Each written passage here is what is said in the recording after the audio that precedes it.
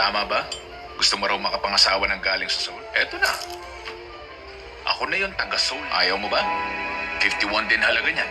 Sana si Quan Shi? Nangingisda pa rin ba siya? Masipag yun magtrabaho. Ayos lang ba yung kamay mo, ha? Hindi mo lang alam.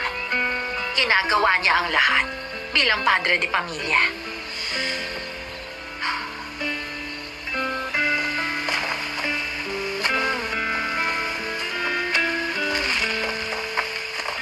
Hindi ka pa nga kumakain eh. Manghuli ka na maraming isda! Wala, paulit-ulit ka ng pinakiusapan ng asawa ko na wag nang saktan ng Ano pinagagawa ko? Sabihin mo lang. Ikaw, Kapitan, bakit ba ayaw mo umuwi sa inyo?